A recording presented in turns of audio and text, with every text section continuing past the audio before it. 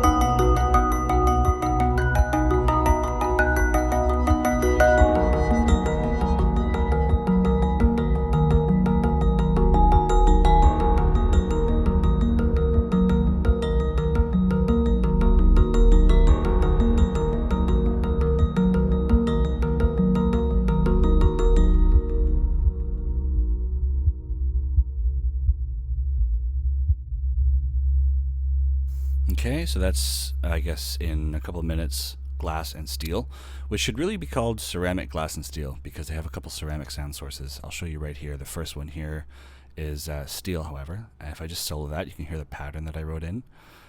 For those of you who've heard the Nils Frahm track, it's like directly inspired from that song. It's basically a cover. So anyway, it's just a bunch of little snapshots and arpeggios that are put together to build this sort of big, soaring, sinewy melody. But if I solo that, you can see, by the way, I always have these two things here. I've preloaded them into a template for Ableton. I've got a saturator, and I've got the sinoid fold on here, 100%. And yeah, so I always have this as the first thing I have, and then I have an EQ which also automatically loads, and I have a limiter as well in case whatever I'm using needs to be brought up a little bit. I don't compress, I limit. Well, a limiter is a bigger, more intense compressor, but anyway, so I've got the limiter on here as well. Just to explain what I'm doing down here. I've also got this panned a little bit to the right, and I've got it sending to some convolution reverb here, we can see. And if I go into the contact here, we can see the instrument, which is pretty intense here. This is their eDNA engine, which allows us to load up to 2 sample sources. And I got this, I guess this was straight from the raw files here. If I go into instruments, we have rhythms, systems, construction kits, disturbed, morphs, hand-blown pads, and then raw, glass, and steel. I was totally enamored with the raw glass and steel bit here. I didn't use that many of the rhythms and stuff. They're beautiful and they're great for like building tension, but I really wanted to make something beautiful, and I thought I'd go back to the source here, which is the raw glass and steel. So I believe I got this from Steel Shallow Bowl. I think M is for medium, so I went all the way down here, and boom, there it is. You just, drag it up and load it in, and then, it asks you if you want to make the changes or whatever, and this is like a pre-baked preset. Not really a preset, this is the raw thing, but a lot of the effects and stuff that are baked in come with just bringing that preset in. We have a mixer sequencer down here, which is the page that we're on. We see a sequencer, some fun panning stuff. I'm not going to get into this eDNA panel that much because I didn't really use it that much, but it is extremely, extremely deep, but very accessible as well. And then we have an FX and motor screen, which basically allows us to really tweak all the effects, and they have some great stuff: a limiter, convolution reverb, phaser, flanger, tape saturation, stereo effect, and we can mess with our sends and all the rest of it. It's very, very detailed. But let's switch back to this page for a second, and so if I just play this, and we go to the keyboard here, I got these two guys pumping. Unsolo it.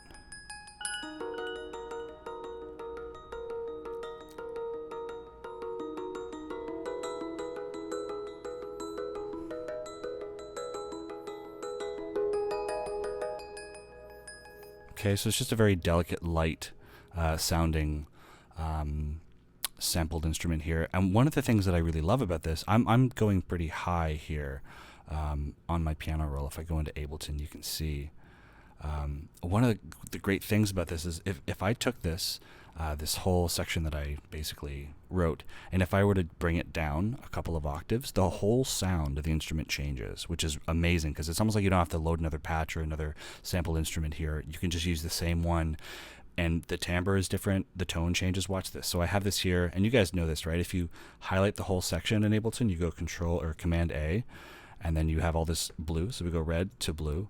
If I go down here and hit that, and I hit Shift and then down arrow, it takes it down another octave. So I can hit down again, it will take it down even further, 2 octaves below the one that we had it before. And listen to the sound change. It's a whole different sound. Go up an octave for the next one. Up.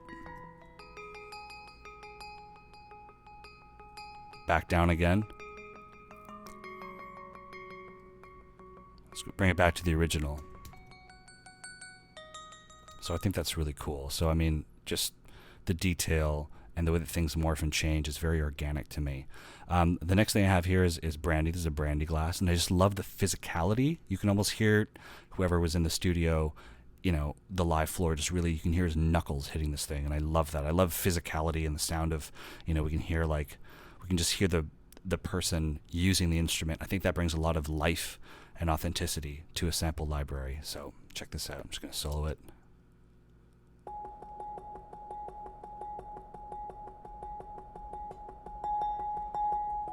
Unsolo.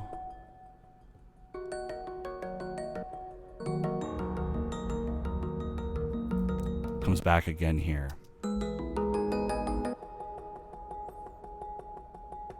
I mean, it's just knocking. It's just knocking in your head. It's so cool. And of course, I have a limiter here. I rolled off a little bit of the highs, and of course, we have the saturated, which just adds a little bit of oomph. Watch when I bypass it.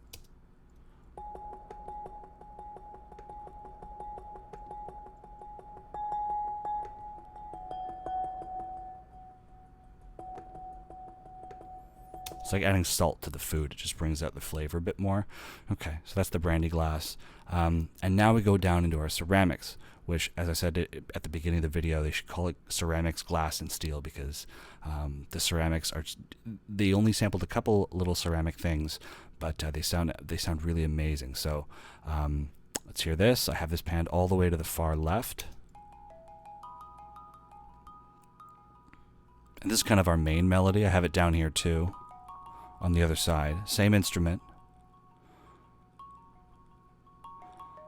We have 2 engines here, sampling soft and hard.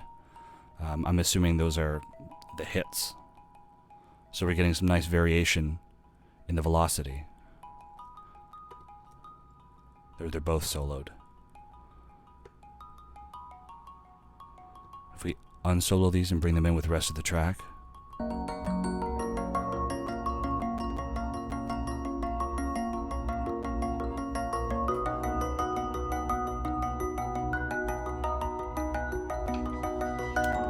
And that's a tip for you guys too. I mean, the key to writing really elegant cues, if you want to call this one elegant, and I guess I'll toot my own horn, I think it's really pretty, it's layering. You know what I mean? It's you see how many tracks we have here. It takes a village, okay, of samples to really build something beautiful and bring something to life. It's not enough to just put one or two violins together. Birds of a feather. Bring as many tracks in as you can and mix them properly so that it doesn't sound like a giant mess. So yeah, layering. Let's go down to the next layer here. Let's see here. Do I have another ceramic?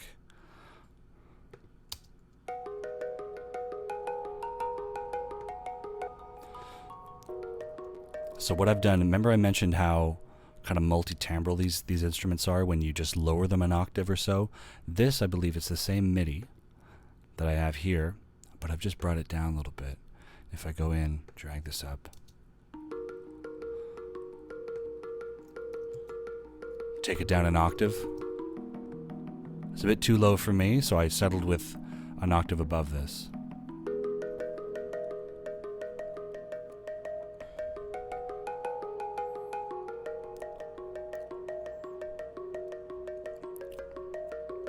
Okay, and another tip for you guys is be very careful with your quantization. Don't quantize, try to be tricky with your quantization. Don't quantize everything to the grid, because that kind of takes a little bit of the human aspect out of it. No one's going to play this thing. If you listen to a lot of Steve Reich, it's very similar in arrangement. Steve Reich, a lot of his stuff is it's totally percussion based. He's playing with time signatures, and it's got a quality to it that is very mechanic, but also you feel like everyone's playing their instruments and there's no net underneath them. It could fall apart at any time, and that's because there's no quantization with live instrumentation, right? They're all playing mallets and stuff like that. It's human based. So when you're quantizing stuff like this, try not to stick everything to the grid. Maybe just quantize in chunks and patches, which is what I did. I didn't quantize I didn't go all the way here and then hit, quantize. I only quantize certain patches and certain moments, which is a risky move because you risk sort of disorienting the listener a little bit, but I quantized in chunks. I think by 2 bars, I'll quantize this, I'll leave this part alone, and then I'll go over here and I'll quantize this, and I'll leave this part alone, and maybe I'll quantize a couple things here, just to make sure that we retain the organic kind of anything can happen feel, especially with percussion stuff. Okay, so it's a little Manchester music tip for you. Anyway, let's keep going. Like we have more ceramics here. Yeah, this is my bass line essentially. So this is the same thing. It's the same ceramic water patch. I've EQ'd this a bit differently. Have a listen here. I'm soloing it. And I also have some gain automation just to introduce this moment here. Watch this. I'll bring up the automation. So if you hear this thing unsoloed, listen to how this comes in.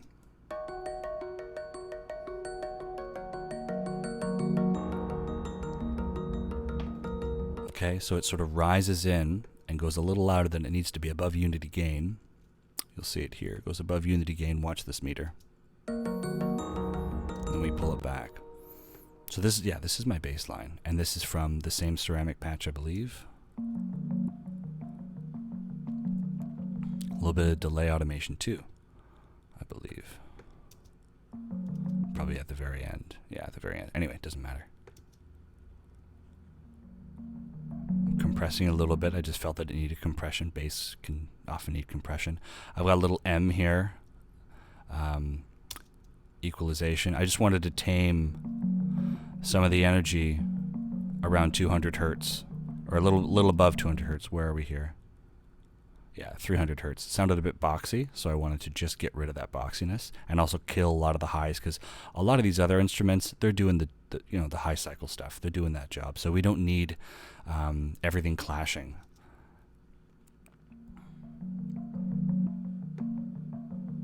I didn't need to hear that. I love the physicalities coming through, but I didn't want that, so we bring it back there.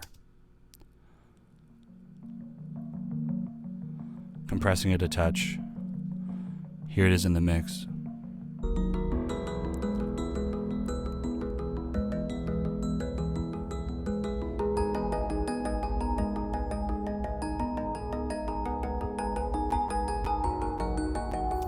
Okay. Now we have another ceramic thing going on here, and this instrument has not been heard yet in the mix. It comes in right when we get into sort of the meat of the track. And this is also, I'm doing some fun stuff here. I'm getting rid of a lot of the lows. If we look at this EQ, pretty much all of them, doing my best to get rid of them. And I'm bumping it up here at the high end because I find that there was a lot of interesting information here, so I wanted to accentuate it. But also get rid of some boxiness at about 725 cycles.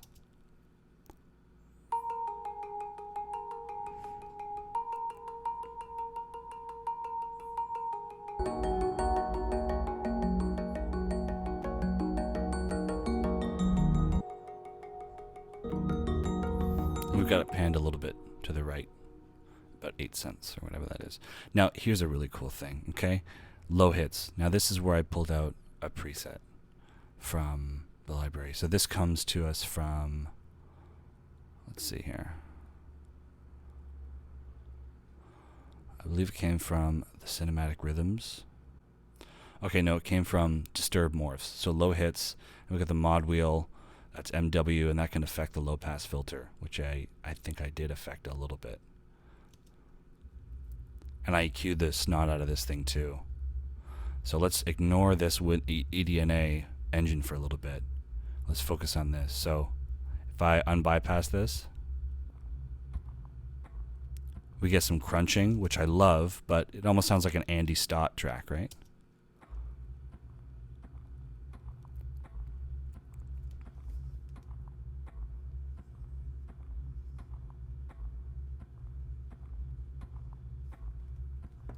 By the way, if you haven't heard of Andy Stott, go run, don't walk to check out Luxury Problems. Amazing, amazing record.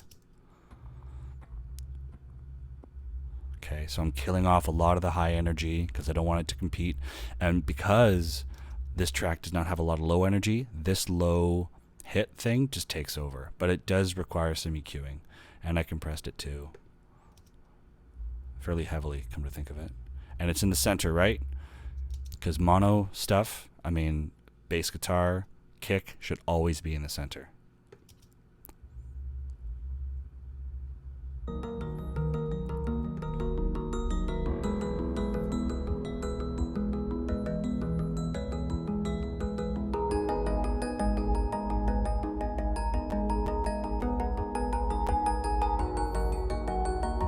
Okay, so that's the low.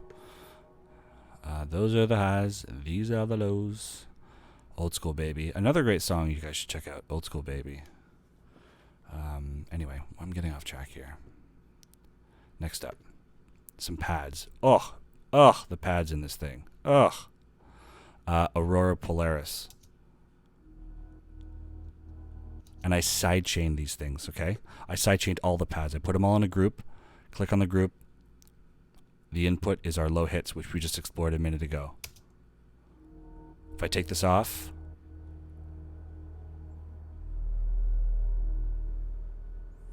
put it back on. I just thought I'd sidechain it because, I don't know, I wanted there to be like a little pumping, dancey element here. But listen to these pads. I'm going to turn this off. Listen to just Aurora Polaris. Oh my God. Listen to the low end we can get with this library, which was, at the beginning all about glass and steel. Listen to how deep this low end is.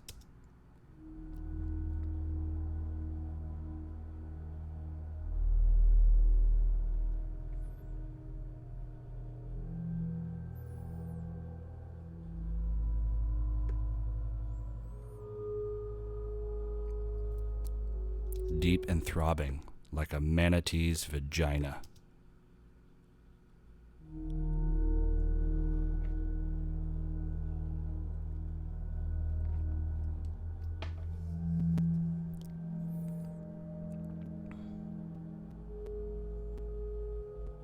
And I'm just slamming my fingers down on different, notes within the key of the main melody of this track. The key, I believe, is A sharp minor.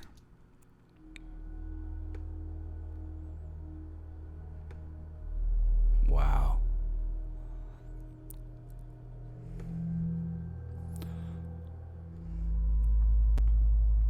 So I killed the oscillator here, so we're not going left and right. Again, just to make things as mono as possible, but you know, the gate sequencer, the effects, this thing is very elaborate. So, and we're using, I guess, Clarvis bowed, which is awesome. They're bowing something, a Clarvis, I don't know what that is, and a wine toka.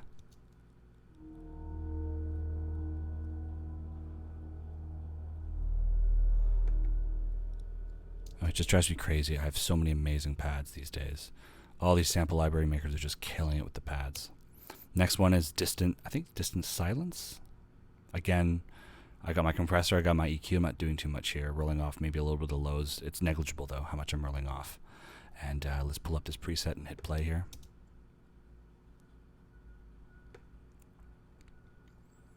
So this is going to be using the sequencer a little bit. I went back and forth here with the oscillator. It's pretty quiet. I'm also panning it to the left.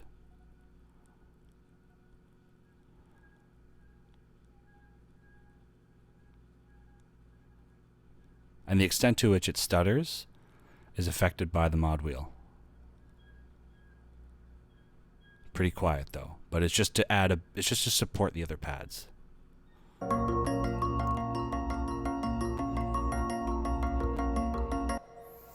then we have it here as well.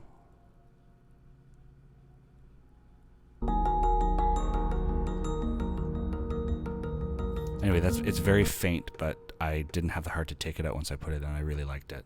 And then we have Epic Pad, which really, you know, this thing is dope. Check it out.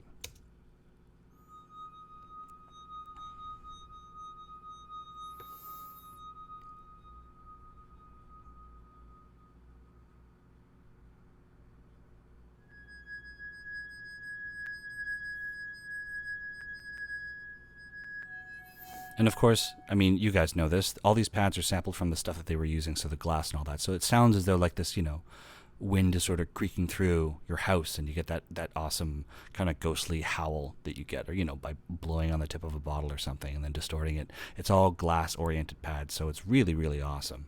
And yeah, so if you hit really hard, you get some distortion. I think I was hitting pretty hard, so we got a little bit of distortion in there. Yeah. In the mix.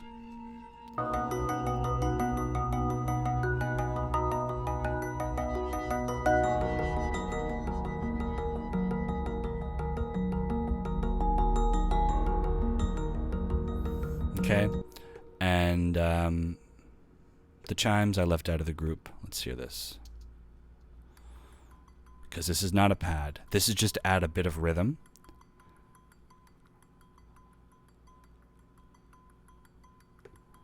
If I open up Contact here,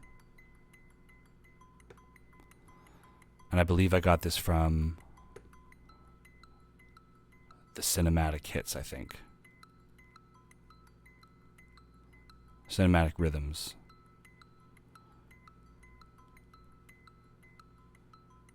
Yeah. That's just giving a little bit of flavor once the last part of the song hits in right here.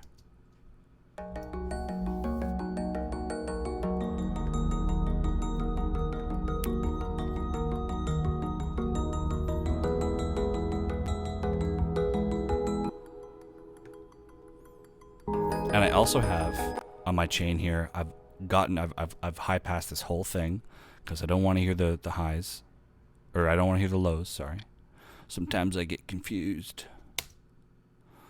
Play it without the EQ. With. See how that changes the whole sound? Awesome. A little bit of compression, and I have Pan Man from Sound Toys. Just to sort of have this sound dance around your head. And we have some reverb as well. If I take the reverb off, bring it back in.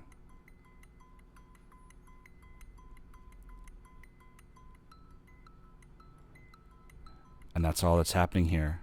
Just a triad in the piano roll. Okay.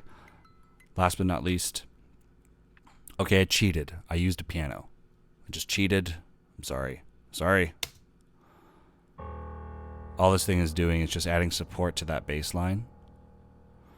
And this comes to us from the super cheap Ableton Grand Piano Pack, which I've talked a lot about on this channel before.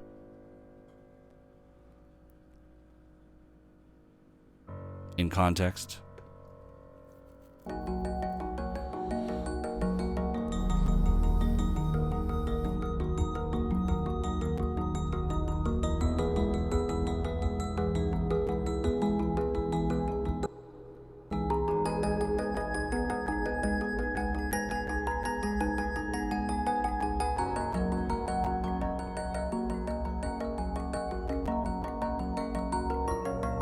Okay, so I should mention that, like, I really don't want to give anyone the impression that I didn't use the eDNA system because I didn't like it. It's tremendous. But I watched a lot of other reviews, and there's a great review of this thing on on Resident Advisor, and that's primarily like a dance website for like underground dance and stuff, and they really went into these things, and I was like, oh, that's cool, but I don't want people to think this is like a sort of a percussion based or a dance based instrument. It can be really beautiful if you just get into the raw files, so I wanted to sort of exploit those.